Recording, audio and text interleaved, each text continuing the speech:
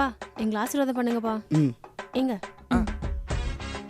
நல்லா இருக்குமா நல்லா இருக்குமா. எந்திரிமா எந்திரிமா.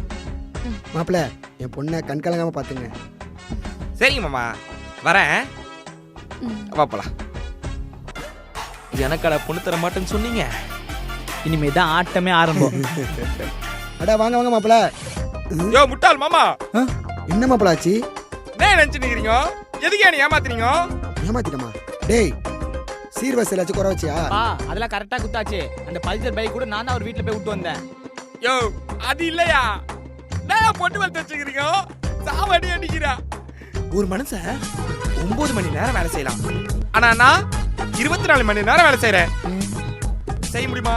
முடியாது. அண்ணா நான் பண்றேனே. உங்களுக்கு என்ன ரைஸ் இது? இப்படிப்பட்ட பொண்ணை என் தலையில கல்யாணம் கட்டி சாவடிக்கிறீங்க. நான் அப்பவே சொன்னேன், நீங்க தான் கேட்கல. நானும் என் தங்கச்சி பின்னாடி சுத்தாத்தன்னு உங்ககிட்ட சொல்லல.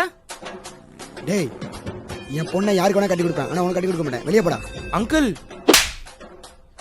இன்னொரு தடவை என் தங்கச்சி பின்னாடி சுத்துறத பார்த்தேன், உனக்கு அவ்வளவுதான். நீ கேட்கல, அதை மாசா கெத்தா சுத்திட்டு இருந்த. இப்ப அனுபவி. ஓ மாமா, இப்பதான் பண்ணியா தலையெல்லாம் வலிக்குதியா எனக்கு.